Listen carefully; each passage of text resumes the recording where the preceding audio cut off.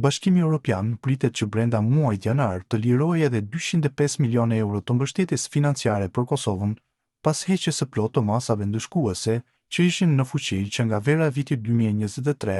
lajmi është konfirmuar nga Komisioni Evropian. Komisioni synon të lirojë shumën e mbetur prej 205 milionë eurosh në fillim të këtij viti në përputhje me konkluzionet e presidencës për zgjerimin, thuhet në përgjigjen e KS. Më herët, BE-ja ka zhbllokuar tashmë 216 milionë euro të para, duke çuar vlerën totale të fondeve që i rikthehen Kosovës në mbi 421 milionë euro. Këto mjete ishin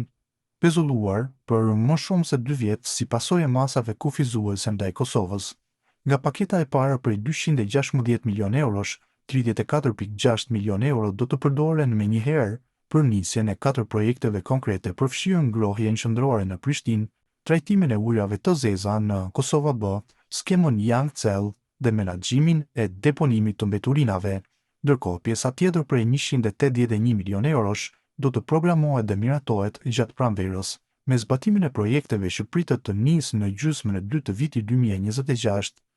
Masa ndaj Kosovës u vendos në 2023 pas tensioneve në veri të vendit dhe u hoqën plotësisht në dhjetor të vitit 2025, gjë që u konfirmuar nga presidentja Vjosa Osmani pas samitit të BE Ballkanit Perëndimor në Bruksel. Presidentja e Komisionit Evropian Ursula von der Leyen kishte bërë të ditur se lirimi i 205 milionë eurove do të ndodhte në fillim të vitit 2026, ndërsa kryeministri në detyrë Albin Kurti e kishte cilësuar vendosjen e masave si të padrejtë, duke theksuar se Kosova ka vazhduar rrugën e saj euroatlantike. Sipas institutit GAP, deri në qershor të vitit 2025, Kosova ka humbur rreth 7.1 milionë euro fonde të pakthyeshme si pasojë e masave të BE-s, ndërsa sektorët më të prekur kanë qenë mjedisi, energjia dhe digitalizimi.